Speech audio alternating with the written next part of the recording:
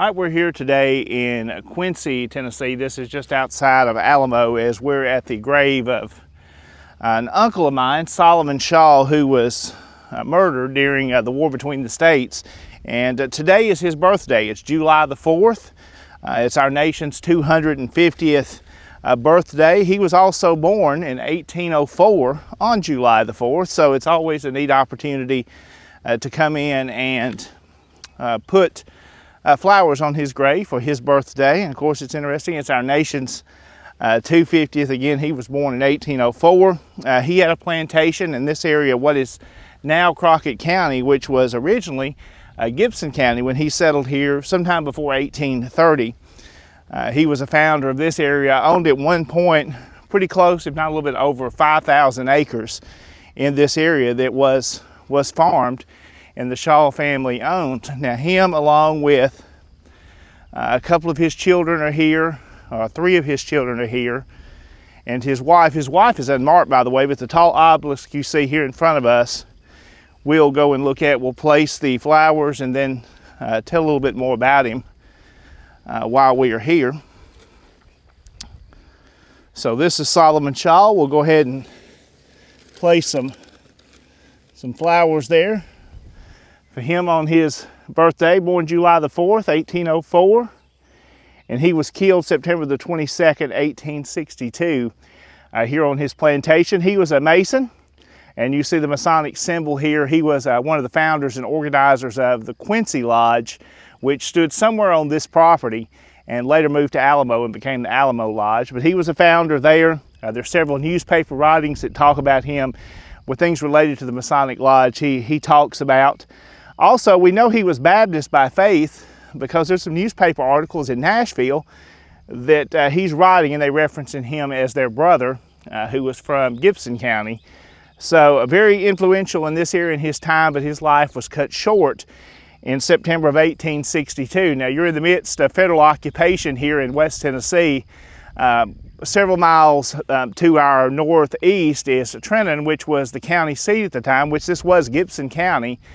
Again, there were federal troops stationed there. They were pilfering throughout the area, going pretty far out, and this was one of them. And I'm sure they had heard of the wealth of Solomon Shaw. Again, at that time, you really weren't using banks. There was one big bank in West Tennessee, and most likely what monies he had, what gold that may have existed, would have been here on this farm. So they came out looking for things, and we'll tell more about the story. I'll link you an article that you can learn more about it. But again, he's here on the farm. His daughter, Cene, or Acintha, was her name. But again, she is really the heroine of that story. As these federal troops come here to their plantation home, the story says they're out in the yard, but you got to realize this is a large area, how close the yard was to the house at the time where they were. But they hear these guys come to the front porch. I'm sure they had already dealt with that before or have heard this was happening. Well, they come here and really a fight ensues. Old Solomon was shot. He dies shortly thereafter being shot. His son that you'll see right over here, Solomon Edward Shaw, he was also wounded that day in the head by a shot. Now, he actually ran out of the house and got, the story tells, up to a couple of miles away from here, where they found him the next day where he had been wounded. But he did survive. His sister, Cene, took care of him and nursed him back to health. But that day of the story, when Solomon was shot and killed, of course, the story tells that she chased around their property these two federal soldiers that were there and actually ended up shooting one of them. And the story says one of them was killed. Now, I haven't been able to prove who he was, those that were stationed in Trenton, but we know at that point they took him back to Trenton. A couple of the slaves we know, one of them being Calvin Shaw, who was really close to Solomon Edwards' age, later serves in the United States Color Troop. He leaves with them. He was one, it says there was two, but we don't know both of their names, but we know Calvin most likely was one of them by a later story that's told. But again, Solomon was killed, buried here, and years later his wife was buried here, Martha, and again she's here in this area somewhere, but she doesn't have a marker. But this obelisk should tell of the wealth of Solomon Shaw that he had. And you can see the inscription here. White tombstone makers out of Memphis is where this come from. And then they were operating during that time. There's several in this area from that era. So during occupation, I believe that this stone was brought up here.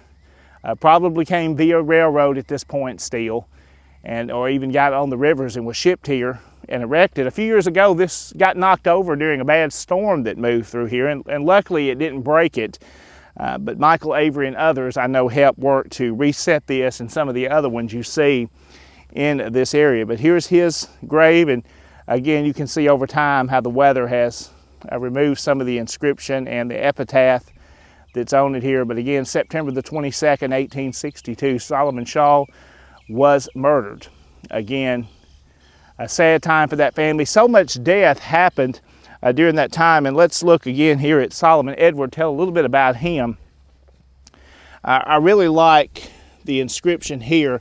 It says at the bottom, he was a devoted son and a loving, ever-true brother.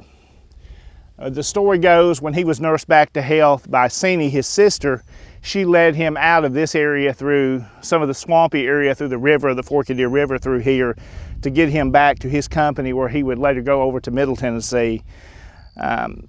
Within a short period of time, in early of 1863, he is actually, I believe it was sickness that killed him, but he was in Middle Tennessee. Sini left here on her own and took a wagon cart to Middle Tennessee to bring his brother or her brother back here, which was something was not very safe at the time. She's going through an area that Tennessee at this point is occupied by the Federal Army, and she brought him back here, as the story tells, and locals from Trenton tell that story, and it tells how tough she was.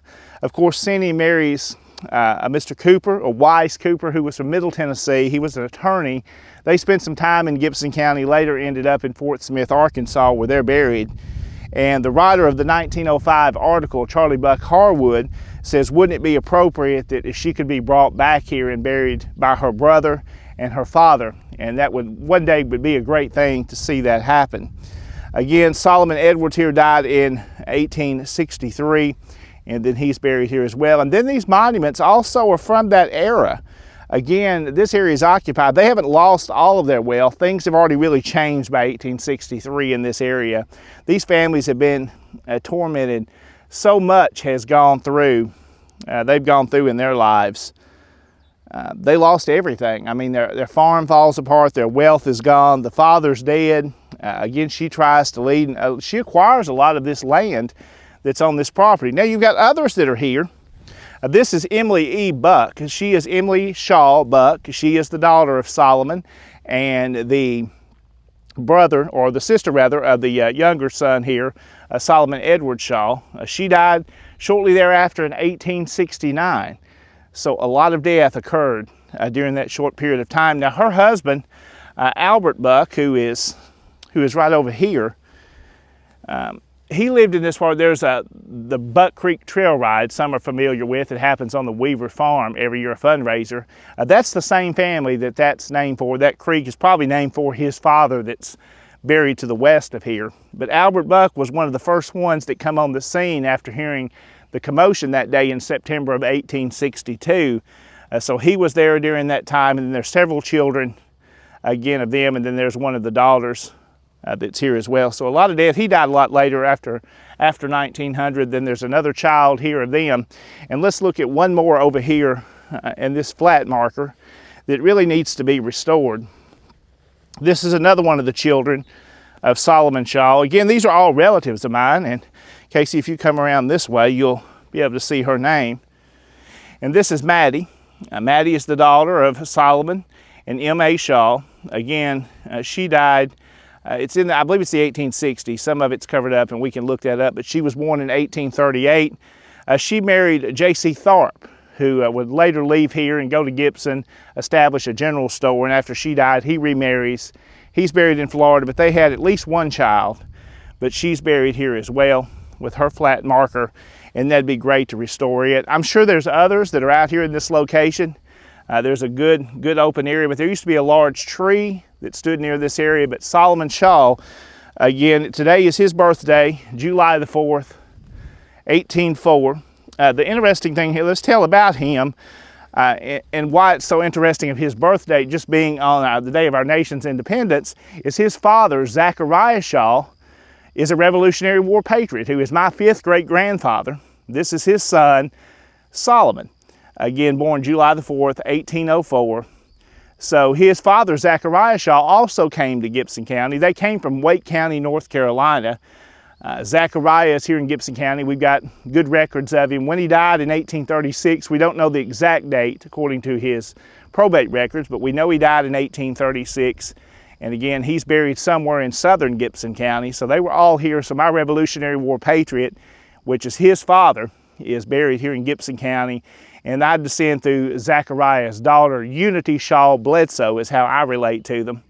Now, the funny thing is here, is there's 2 Solomon Shaws in this area at the same time, and people doing research get them confused, and I've spent hours and hours researching these 2 to identify the difference in them. The other Solomon, which is Solomon H. Shaw, he's buried in Dancyville at the Methodist Church there along with his wife. Now, he was here at one time as well. His father is buried in an unmarked grave over in Gibson County, just across the river. And I believe it's the old Beulah Cemetery is where he is at. But they are related, they're cousins, but they do get confused. It's interesting they both have the same name. The name Solomon probably comes from a man by the name of Solomon Austin, and we won't get into that story, but that goes into the Wake County, North Carolina era when they were here. But they settled in Gibson County. He bought a lot of land, became very wealthy, very influential in this area of southern Gibson County, which is now Crockett County, in the Quincy community. Don't know for sure how the name Quincy came about. Some local legend and just research is probably the name of his plantation. There's another Shaw relative that has the name of Quincy. We don't really know where that name come from, but this is the Quincy community and was probably the name of his plantation. We're just probably less than a mile north of us here is the Forked Deer River, which he owned the land all the way up to that. He had a mill. Solomon Shaw had a mill here. There was a grist mill. They did a lot of other things there as well. That was burned sometime during the war. It was later rebuilt by his son-in-law, Wise Cooper, which was Seeney's husband. They later sold it to other things. And if you still can get down near the river, I haven't got to go to it, but they said you can still see evidence of where that old mill was, which is just maybe a mile north of this location. So this is Solomon Shaw. A happy birthday to him. Born 1804 on our nation's independence, again being the son of a Revolutionary War patriot. His life cut short by being murdered by Yankee soldiers in September 22nd of 1862. So there's our story of Solomon Shaw. Hope you've enjoyed it today.